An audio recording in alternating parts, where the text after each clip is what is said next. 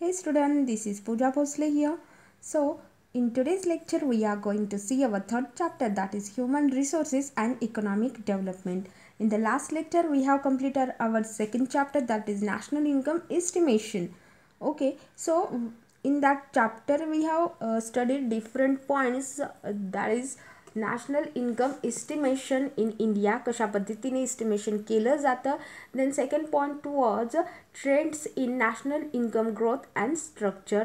Then we have studied limitations of national income estimation in India. Limitations म्हणजे काय असतात, तर लिमिटेशन्स म्हणजे की कुठल्या पद्धतीचं आपल्या त्या ठिकाणी डिफिकल्टीज फेस कराव्या लागतात जेव्हा आपण नॅशनल इन्कमचं एस्टिमेशन करतोय.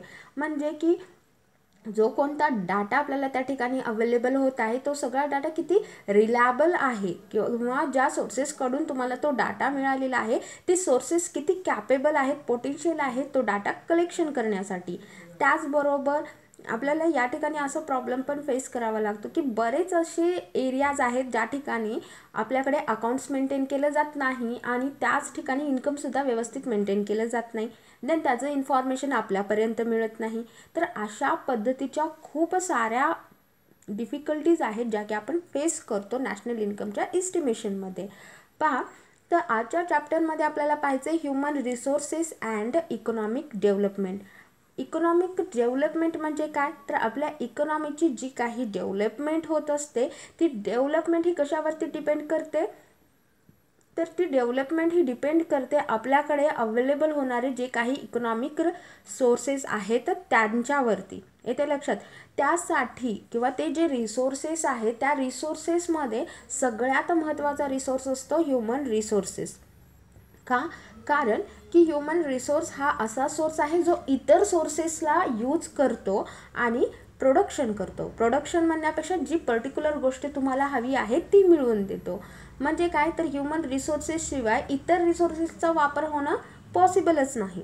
म्हणून या ठिकाणी या चॅप्टरमध्ये human resources and economic development या दोन्ही कॉन्सेप्टचं रिलेशन आपल्याला या ठिकाणी पाहायचं आहे आणि स्टडी करायचं आहे की इकॉनॉमिक डेव्हलपमेंटमध्ये ह्युमन रिसोर्सेसचा पार्ट कशा पद्धतीचा आहे आणि ह्युमन रिसोर्सेसमधील चेंजेसमुळे इकॉनॉमिक डेव्हलपमेंटवरती काय परिणाम होतो, कशा पद्धतीने होतो, या सगळ्या गोष्टी आपल्याला चॅप्टरमध्ये स्टडी करायला मिळणार आहेत.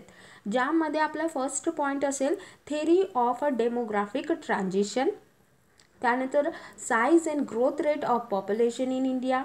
then sex composition and age composition of population, then urbanization and economic growth in India. या सगळ्या गोष्टींची स्टडी तुम्हाला या ठिकाणी करायला मिळणार आहे. अर्बनायझेशन होत चाललेलं आहे हे सगळ्यांनाच माहिती आहे. आजकाल रुरल एरियासुद्धा रुरल एरियासारखे राहिलेले नाहीत. As compared to the ancient India तुम्हाला क्लिअरली कळेल की किती मोठ्या प्रमाणामध्ये डेव्हलपमेंट झालेली आहे. येते लक्षात. Now see human resources and economic development. Human resources are the important part of any country. कुठल्याही कंट्रीचा किंवा त्या कंट्रीच्या इकॉनॉमीचा इम्पॉर्टंट पार्ट असतो ह्युमन रिसोर्सेस.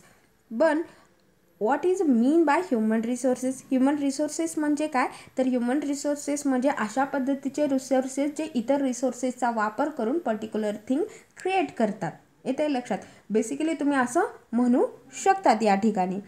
पहा की ह्युमन रिसोर्सेस किंवा आपल्याकडे असलेल्या सगळ्या रिसोर्सेसचं मी आत्ता सांगितलं तुम्हाला की दोन मेन पार्टमध्ये डिवायडेशन केलं जातं human resources and non human रिसोर्सेसमध्ये. पहा, workers and employees are basically called as human resources. But when we talk about country, human resources means population of that country, or if deeply saying HR means working population of a country. What is it? So one second.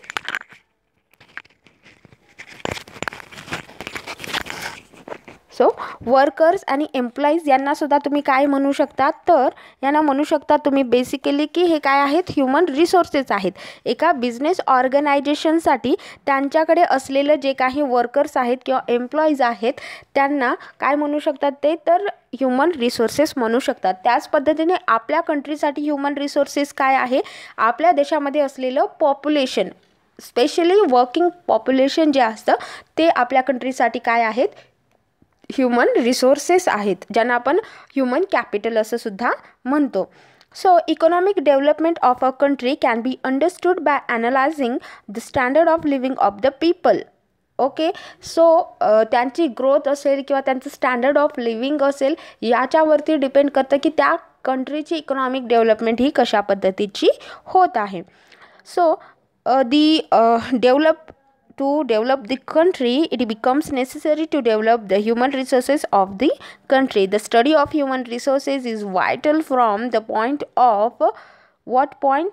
So it is point of a view of economic welfare. Okay, so it is particularly important because human resources are not only instrument of production but also ends in themselves. Okay, so यांना फक्त तुम्ही instrument म्हणून पाहू शकत नाहीत human रिसोर्सेसला, right. तर या पलीकडेही ते पूर्ण कंट्रीसाठी इम्पॉर्टंट रिसोर्सेस होतात. काय रिसोर्सेस ते इम्पॉर्टंट होतात, कारण जे इतर इन्स्ट्रुमेंट अवेलेबल आहेत त्यांचा वापर करण्याचं काम हे रिसोर्सेस करतात. येते लक्षात. Now see the very important point of this chapter, that is the theory of a demographic transition.